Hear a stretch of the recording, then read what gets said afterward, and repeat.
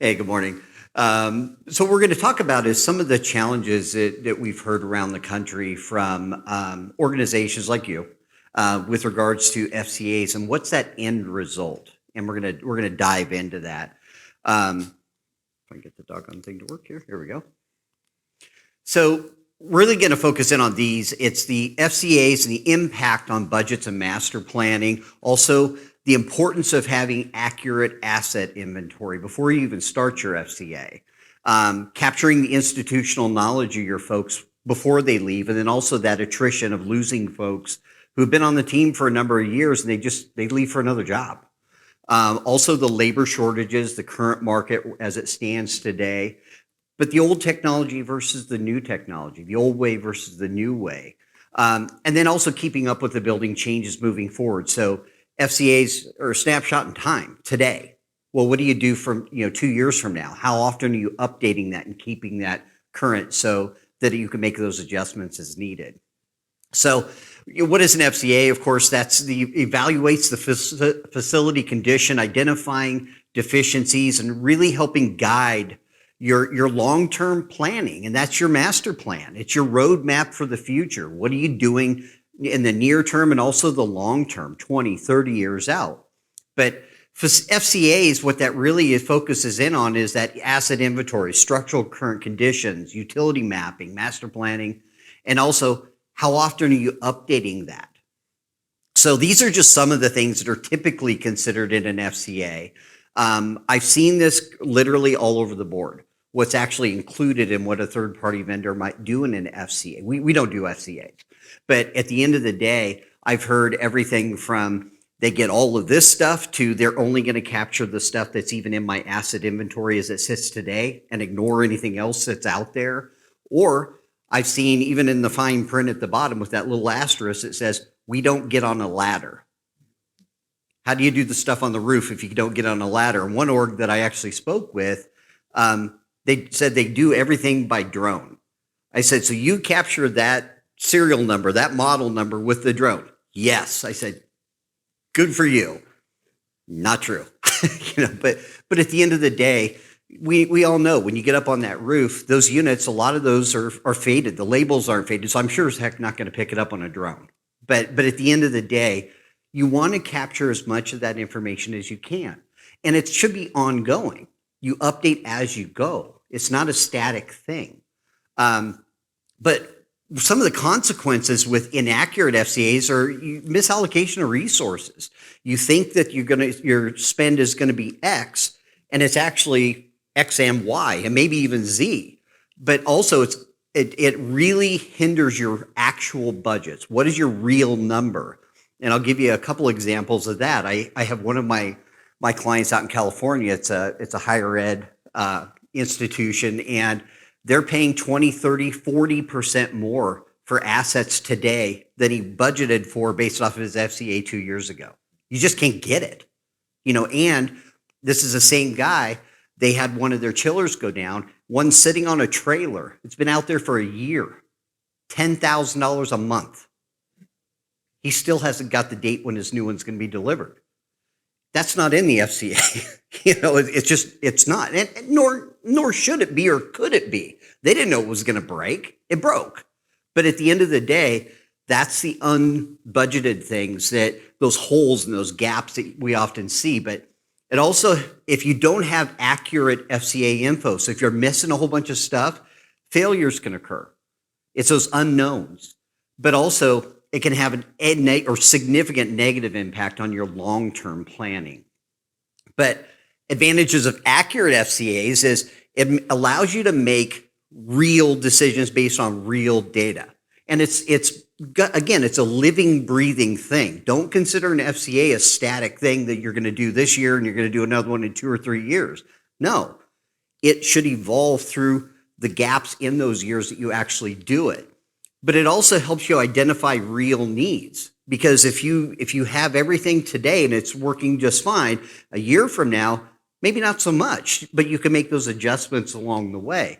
But it also helps you reestablish those priorities, reorganize those priorities and set those for yourself. So you're not, I call those the hidden surprises, Financial planning and budgeting. It really helps you to be more accurate with that and give your leadership heads up when something changes too. But it also helps you with your long-term strategy and vision.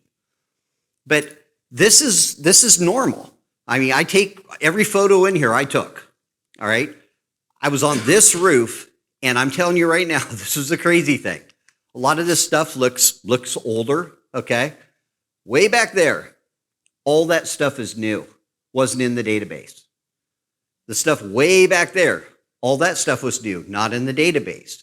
So not only were there no PMs being done, they didn't even have it in their database to even work, to even depreciate that information or depreciate those units. It had been up there for 2 years.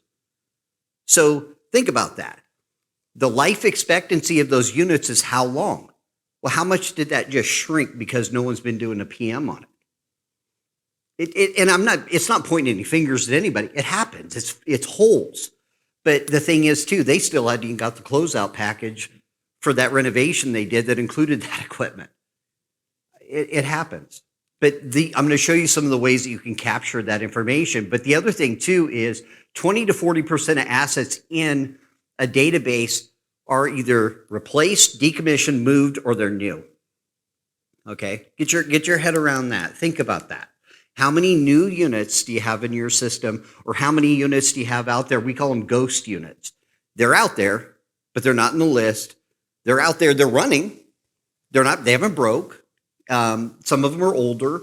Some of them look like some of the stuff here, but they're not in the list, so I can't account for that. The other thing is, even the ones that are in the system that are accurate, meaning you've got them in the system, are still missing stuff. It may be missing a serial number, model number, manufacturer, install date. Who knows? I mean, it could be missing a number of different things. That stat came straight from IFMA. 80 to 90% of information in databases just got holes. Well, that's what the holes look like, right? This is a database that I got from an actual client that shows all the different things that are in here, but some of this is missing. So you're missing a serial number, model, et cetera. This is what you want. But here's the challenge though.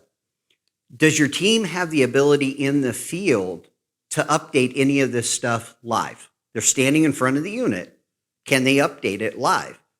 If they can, great. If they can't, figure out, is there something that you're doing today that, is there a system you're using? And I'll show you some examples of what that could look like. But can they do it today? You want to make sure that you arm them with the tools so they can. So now you're going to have access to that information too. And you don't have to pop that roof hatch to get up there and do it yourself.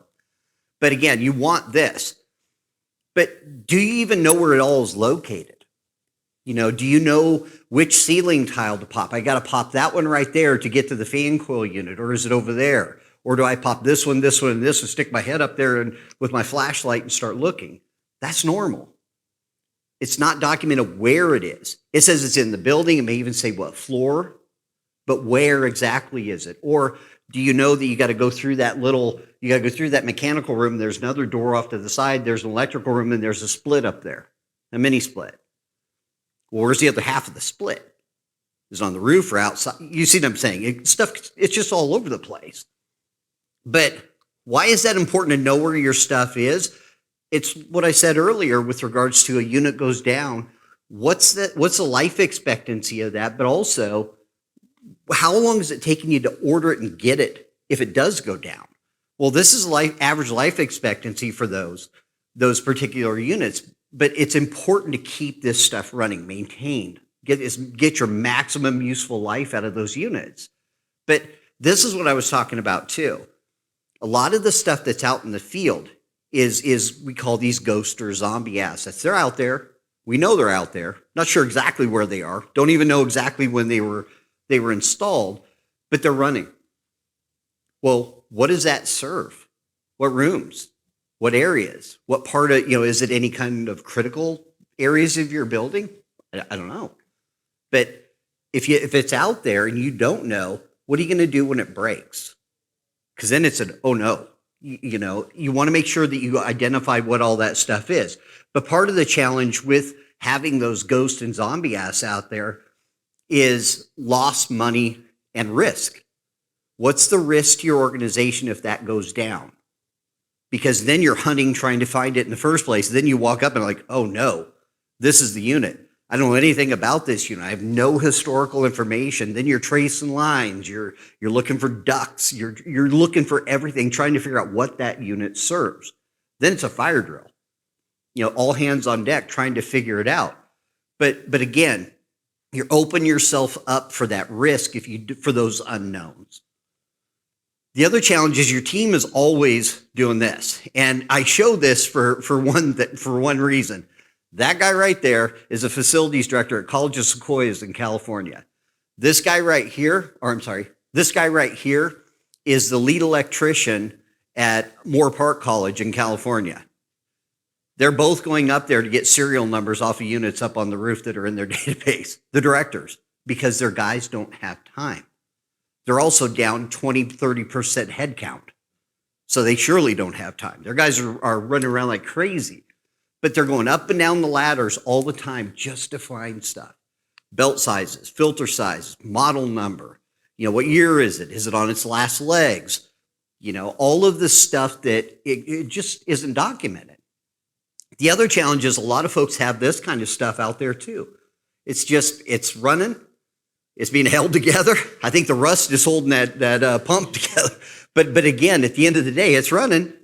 Okay. But I see this stuff everywhere. And it's not unique to one type of company or one type of school or anything like that. Everybody's got stuff in different conditions. I mean, we're in Florida, for goodness sakes. I live in Orlando, but I travel all around the country and I see that in Wisconsin. I see that in New York. I see that everywhere I go. It's all over the place. The challenge is you don't know when that's going to break. A lot of that stuff's on its last legs. It's being held together, I say, by all the time by duct tape and baling wire, but it's running. So the other thing is the team is out there and they're constantly on the move. They're going from one fire drill to the next fire drill, and oftentimes it's who's screaming the loudest is who you go, or how far up the food chain within the school they are, how fast you react. But they're running around like crazy. Well, a lot of times they're just writing those notes down on a notebook. It's in their shirt pocket, or it's in their back pocket. If it's here, it's not there. It's not in a computer, okay? And I'm going to ask you a really stupid question. Raise your hand if you got a smartphone. Put your hand down. I'm just kidding. Everybody's got one. Well, imagine your team walking up to a unit, scanning a QR code. It opens up the equipment record that you have, and you look, oh, I'm missing, serial number. Oh, it's right here. Let me go ahead and enter it. Instead of even typing it in, you can scan the QR code and it automatically puts it in. That's the type of stuff you can do today. I mean, these things are smart. It's a computer in your pocket, But at the end of the day, every person on your team's got one.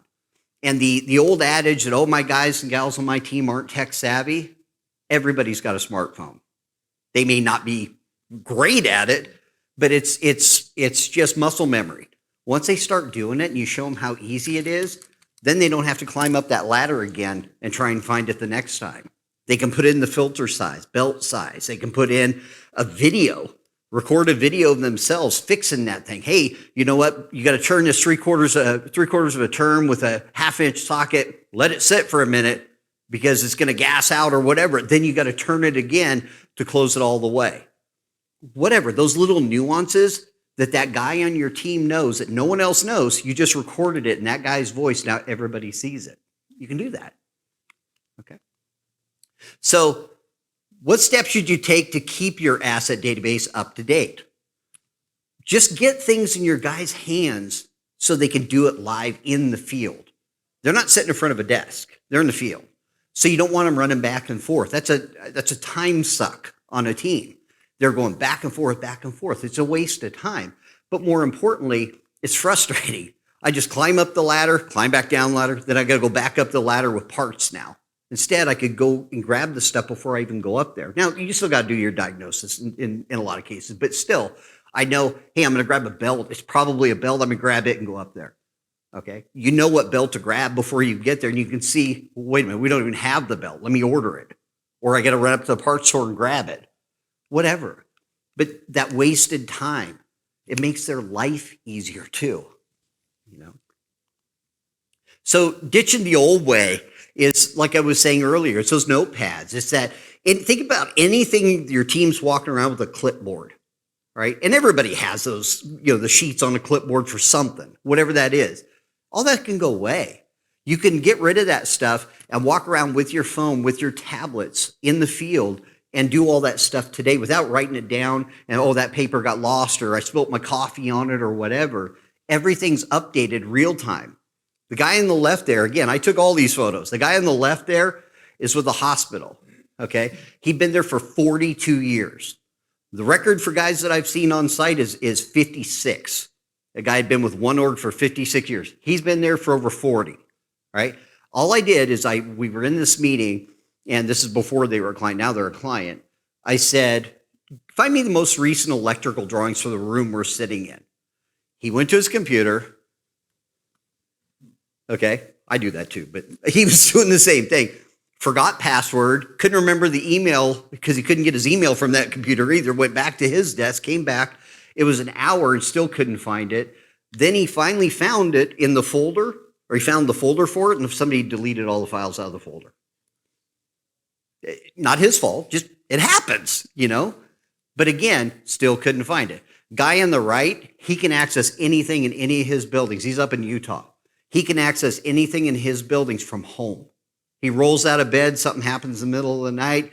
He can grab his phone, open it up, find any piece of equipment, any as-built, any shut-off valve, circle it and text it to you where and you're standing on site, your security or whatever at 2 o'clock in the morning. He can do that today. It's the old way versus the new way.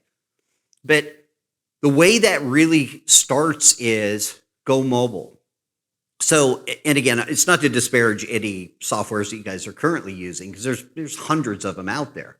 But really take a hard look and see, do they allow you mobile access? And when I say mobile, I'm not talking about opening up a web browser and getting to the system. Can you access and do stuff in the field, or does it require you to go back to a desk? And I cannot stress this enough. Ask them if they can. Even if you can't today, maybe they've got a plug-in or something that you can use. But if they can't, take a hard look at that and say, gosh, my guys are fighting this. You don't want to make your team's life harder. Make it easier. Well, easier is accessing stuff in the field. They're up on a roof. They're in a mechanical room. They're in a basement where they have no cell service. They have no Wi-Fi, all right? Can they access the stuff to do their job? If they can't, take a look at that. And ask, can we do this in the systems we have today? If we can't, maybe it's time to take a look.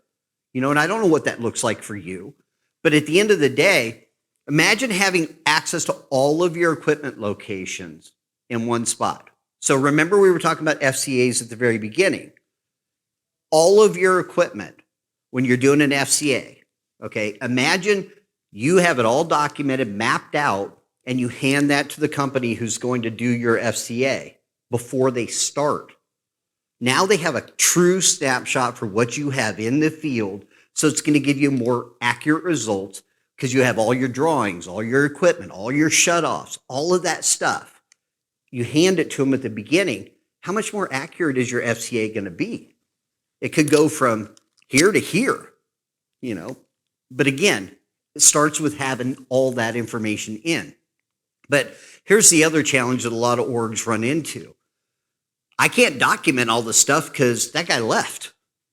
He's retiring or he's in that retirement window. And the challenge is a lot of that institutional knowledge is in that guy's head. I ask organizations all the time. I just met with the biggest school district up in New Jersey yesterday. And I said, where's all your institutional knowledge? How many guys on your team are in that retirement window? There were 5 guys in the meeting. All 5 of them were within 3 years. All 5 of them. Not even a tech. Them. They're the leaders, okay? All of those guys are about ready to leave. All that institutional knowledge walks with them. So the new person who you're hiring has none of that. But how are you getting new team members up to speed? So if you have, remember I was showing, if you have all of that documentation, you have all of your stuff mapped out, How fast is your new hire going to be able to get up to speed? Half of that, at least half of that ramp up time for new hires is so they can find stuff to do their job. I don't know any of your buildings. I don't know where any of the equipment is. I don't know where any of the shutoffs are. I don't know where any of the electrical panels are. I have nothing. It's learning your building. So they're shadowing somebody for months and months. Usually the ramp up time we've heard is 6 months to 18 months. And I hear this all the time. If you left one school and went to another school, you don't know my school. You know your old school. My school's different. But again, it's a building, has equipment. So imagine if they walk in and they know where everything is day one. How fast is that ramp up time now? Now they can do core competency stuff and do their job. But everybody's got a guy named Bob. We use Bob as the example. Could be Carl, could be John, could be Betty. It doesn't matter. He's the guy. Everybody on the team calls him. Something goes sideways, they call him. Bob knows where every unit is in every building. You have 40, 50, 100, 200 buildings. He's been there. He knows. He's been there for 40 years. He also is the guy that everybody calls at 2 o'clock in the morning when something goes sideways. All right? Security has his number programmed in their phone. Not your number. Well, they do, but they call him because he's the guy. But he's also been the guy who's been there when stuff changed in your building. He remembers when you knocked down that wall, had to remove plumbing and move it someplace else, and it may not even necessarily be documented accurately. He's that guy. He was there. But he also remembers all the things that have happened. You burst pipe, you burned up, you had a fire, whatever. He was there. So he remembers all the other little things that aren't jotted down and nobody remembers. So what happens when Bob walks into your office, sits in that chair and says, I'm retiring in July? All that institutional knowledge is about ready to walk out that door. Every day you wait to capture that institutional knowledge is a day closer to that guy's last day. It's just the way it happens. So what are you doing to capture that information? Do you have tools to be able to do that? So roughly 30% of facilities teams are in that retirement window in the next 5 years. But I challenge you to think a little differently about that. Ask yourself how many of your team is in that retirement window, but then how much institutional knowledge does that represent? I talked to a guy up at University of Rochester, and he said about 40% of his team is in that retirement window. He said that he thinks that represents about 70% of his institutional knowledge. I talked to a guy at USC at another conference a few months ago, and he said, I put my number closer to 50% are in that retirement window, and I would probably put 90% of my institutional knowledge in those guys' heads. That's a big number. To me, I was scared for him, The same guy, though, had an elevator tech on staff. In LA, you don't go this way, you go up. Okay, they don't have land to go this way, they go up. Well, they have elevators all over the place. They had an on-prem elevator tech, one guy, and he has a journeyman working with him, but the guy had just started, all right? Here's the challenge. That guy walked into his office, sat in that chair, and says, I'm going to give you two options. I'm retiring in 6 months. This was not too long ago. I'm going to retire in 6 months. My wife and I have already bought a place in Utah. Okay? I'll train whoever you want for that 6 months. Option B is I'm going to work for you indefinitely, but I'm only going to work on site 2 weeks a month, but you're going to pay me 40 hours a week, every week. And he goes, we can renew it every 4 months, 6 months, whatever you want. Okay? Which option do you think he went with? He can't find anybody. So he's paying this guy. That's a win for him. He says, well, I'm going to pay an outside vendor probably that. So he's paying this guy 40 hours a week to work 2 weeks and train this other guy. They've already gone through another guy because that guy quit. It happens. And the guy wasn't being malicious or anything. He was saying, hey, I got your back. He'd been there for years, really loved the organization. But what choice do they have? They can't find anybody. So the other challenge is that translates to that loss of institutional knowledge. When they walk out that door, all those years of knowledge goes with them. Well, these are the same people that when this starts to happen, know where the isolation valve is, okay? That's a hospital. That happened in 45 minutes. The guy who knew where the isolation valve was on a cruise. You want to know why he takes cruises? His cell phone doesn't work. You can't call him, okay? That happened. 2 floors down, water, I always say this, water finds a way, okay? Water finds a way in. Water went down 2 stories, went on 2 MRI machines, and they lost $3 million. Brand new. Doesn't take long for water to make something go sideways. Water finds a way. But imagine if they shut that valve off in 2 minutes, 5 minutes.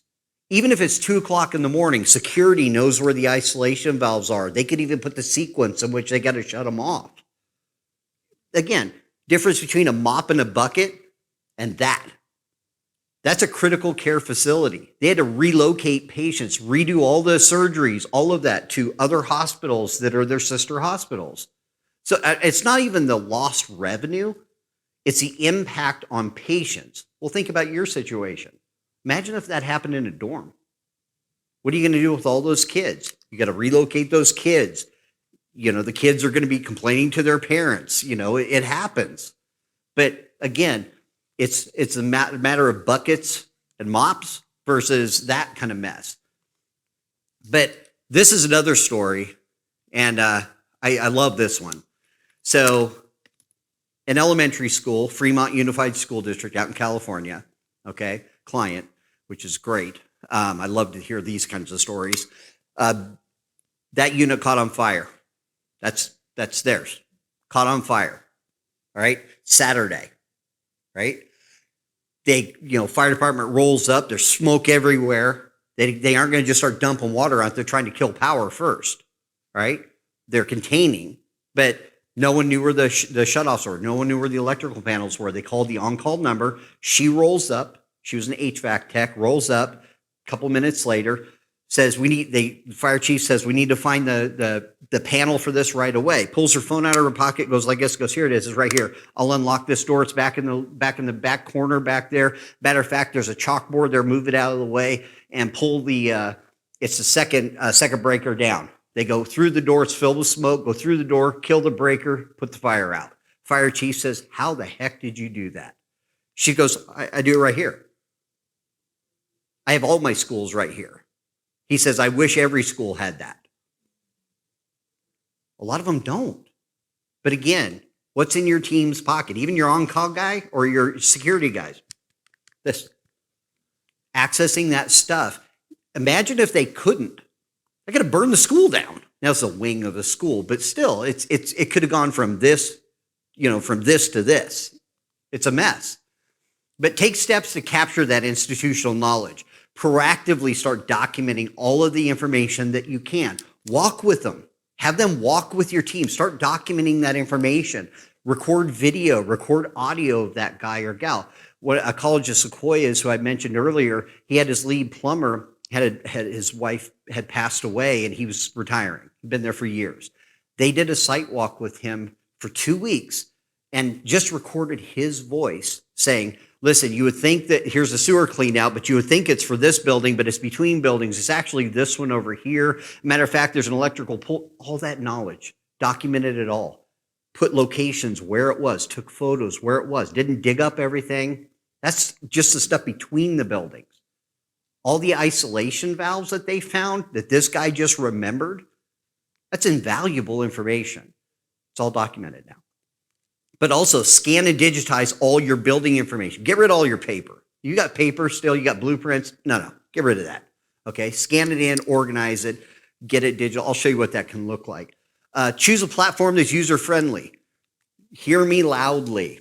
If it's not easy, your team will not use it. Okay, if it's hard for them, they're not database people. Okay, they're nuts and bolts. Let's do this, hit save, go on to the next thing. Make it easy for them. All right. Also, mobile access, everybody's got it in their pocket. Maintaining a single source of truth, pointing to other systems with links, URLs, whatever, but have it where your team doesn't have to go to 15 places to try and find stuff to do their job. Also, hire tech-savvy employees. Every younger person was born with that in their pocket. You know, my daughter's 16 years old. She wants to be an engineer. I'm encouraging the heck out of that. And she was born with a cell phone. I mean, think about that. They've all got one. So go from months of training to weeks. Give instant access to your new hires day one. They have access first day. And I'll show you what that can look like. New team members can then focus on their job. Going out and fixing stuff. They're an HVAC tech, let them go fix stuff, not try and call 15 people trying to find the unit in the first place. But here's the other challenge with labor shortages. This is a stat I just saw. It's for every 5 people leaving, there's only 2 coming in. You're all fighting for the same shrinking labor pool of skilled tradespeople, okay? I'm getting ready to do a webinar with an organization, and reach out to me afterwards. I'm happy to share it out. It's a webinar on employees. It's recruiting, retention, and capturing institutional knowledge. And it's all about recruiting and all of that. And it's from hundreds of calls that I've had with different orgs around the country. But that's not a sustainable number. It's not. So what happens is everybody's fighting for that limited pool. But then also what that also means is people are offering your people jobs. So think about the key people on your team. What are you going to do if you with the same company? Okay. So what are you going to do if he offers your guy $5 more an hour? Are you going to match it? Or is he even going to tell you? You know, that's what's happening right now. I hear that a lot in schools, a lot in hospitals. But I hear people moving from school to school to school, and and no offense to them, they're chasing the money because the money's there. That's the thing. And it's not like it was years and years ago. People are offering signing bonuses of 10 grand. That goes a long way. But again, you want to do things to make sure you can retain and maintain your team and build your team up. You want that to be a culture where everybody wants to work. So there's some resources where you can recruit too. Look at your trade organizations. Again, APA is a great one. Trade publications. A lot of the trade publications also have job boards that you can post your positions to. So again, remember, you're trying to hire his guys or you're, vice versa. Post your jobs in places where a lot of people, not just Indeed and things like that. Also, a lot of organizations I talk to are starting to work directly with high schools. They're starting to do mentorship with high school students, starting at that level, even some at middle school, and introducing them to trades. I'm going to get on my pulpit for a second here, and I am one of the biggest staunch advocates for skilled trades you'll ever meet, okay, at the K through 12 up, okay? I'm part of Facilithon. It's I work with Facilithon. I'm on their advisory board, and they do education and scholarships for kids to pursue facilities management and skilled trades, okay? I also have a podcast that I actually just interviewed Skills USA and Skills Ontario, Canada, about some of the things that they're doing to encourage kids. A lot of the skilled trades programs that are in high schools and middle schools are gone, okay? They need to come back, and it starts at that level. And I'm, again, advocating for that. But at the end of the day, partner with your local schools, all the schools, and go in there, talk to the counselors, talk about if they have a career fair, go, okay? A lot of the kids who go to the career fairs aren't necessarily going to be chasing a 4-year degree. That's okay. I think the challenge for years was it was always looked at as if you don't have a 4-year degree, you're not going to be a success.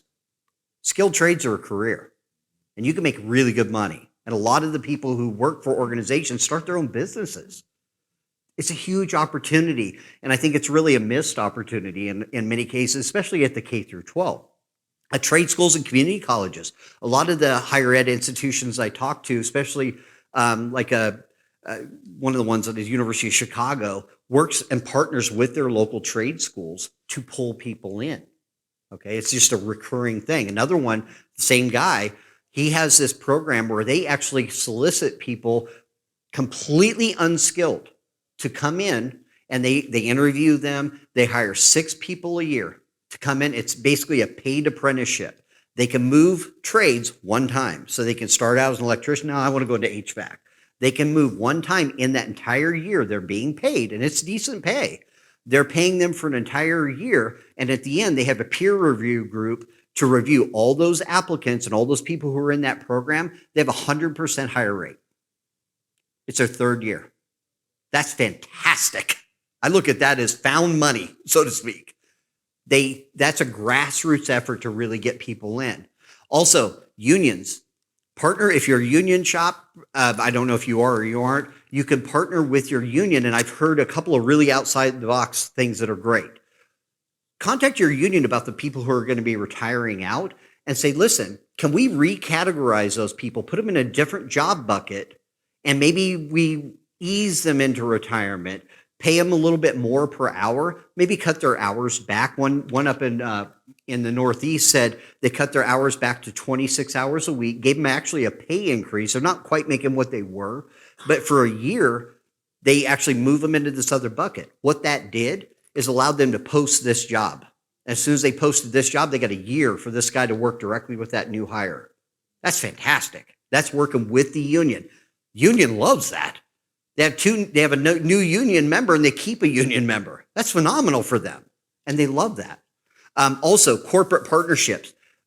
Are there other schools that you may be able to share some of those resources with? Meaning, maybe share a plumber, share an electrician, share a part-time guy. Maybe he's part-time here, part-time there. That's full-time. Also, job fairs. University of Georgia actually did a job fair. They had it during the pandemic. They offered early retirement to folks, thinking, oh, we're going to have a certain number that would take it. They had 400 in facilities take it. 400. I couldn't get my head around that. A lot of them were custodial, or they were their entire leadership for plant ops left. All of them. All that institutional knowledge walked. Well, the job fairs have been huge for them. They have a job fair, and just the communication with other departments. Hey, you know what? My kid may be interested in that. Oh, you know what? My daughter is interested in being an electrician or whatever. You don't know, but they really started grabbing some of those folks, and they're training them through an apprenticeship program. And they're also building currently a career ladder program for every employee in their organization. A career ladder, meaning if you achieve this benchmark, you immediately get a raise. Immediately. There's no review. You just get it. If you get additional certification, here's your new pay increase. The next bump up, here it is. Next bump up, here it is. There's no hook. You don't have to stay there for 2 years. You don't have to do this. They also reimburse them for their tuition to get that additional certification. That's great. That's a place that people want to work. Also, military. Reach out to your local recruiters and talk to them about the people who are transitioning out of the military. A lot of people are coming back into the job market. They're fantastic employees. A lot of them can be electricians, can be plumbers. Some of them may have already had the training with the military. HVAC is a big one, right? So you got to start now. You got to think about, remember what I said, capturing that knowledge of what's out there is going to help you with your FCA. It's going to help you retain your information about your buildings. It's going to help you get more accurate and make more accurate decisions. But keep up with the building changes. Every one of these roles is a change to your building, right? All of those. That's a change to your building. Well, that means stuff moved. Equipment moved. Shutoffs moved. Water moved. Who knows? But every one of those is a change. You probably have something that looks like that. Maybe not as messy as this, but I look at it this way. Those 2 cubbies right there are for one building. This cubby and that cubby are for another building. Or maybe it's that one and that one over there. You understand? So what happens is a lot of orgs, they're guys that have a table, it's a plan table, and they'll just start rolling out drawings, right? They'll roll out those drawings, start looking for what they need to do their job, or they've got that, or a combination of the two. They get new closeouts at the end of a project, they dump it on a share drive. What building is that? What floor is that? Remember the guy I talked about earlier where the files just accidentally got deleted? It happens. Or I got a stack of thumb drives and CDs, or maybe they sent me a link in Dropbox or something like that, and I forgot to download it. Now the link's expired. Now I got to pay my architect to get him to resend me the link again. Whatever. It's a mess. Well, relying on just scanning stuff in isn't good enough.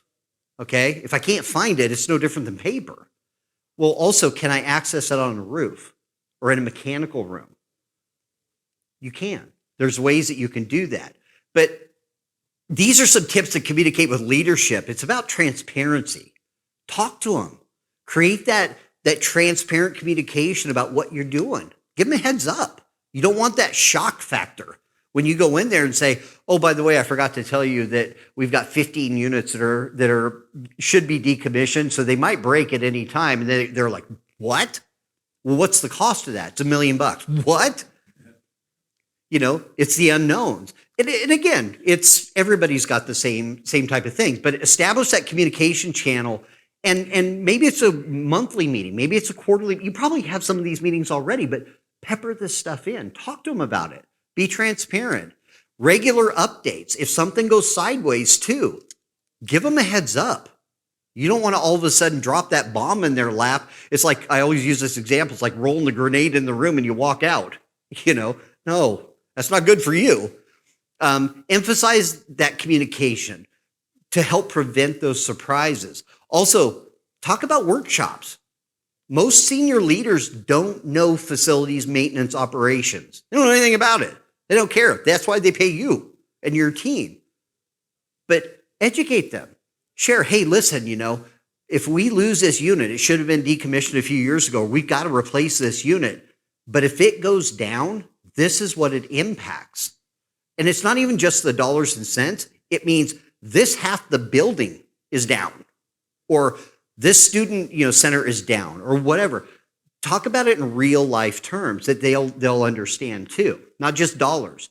Solicit feedback. You never know what they might say. They may say, hey, you know what? I was just talking to another CEO at another school, or another president of another school, and he's having something similar. Why don't you call their guy? Collaborative approach. It's great. Plus, they feel like they're part of helping with this solution. I think that's great. Start documenting where your equipment's located. Again, helps you make those data-driven decisions, identifying facility needs, really establishing those priorities. And again, I bring this up as financial planning and budgeting, having real numbers, long-term strategy and vision.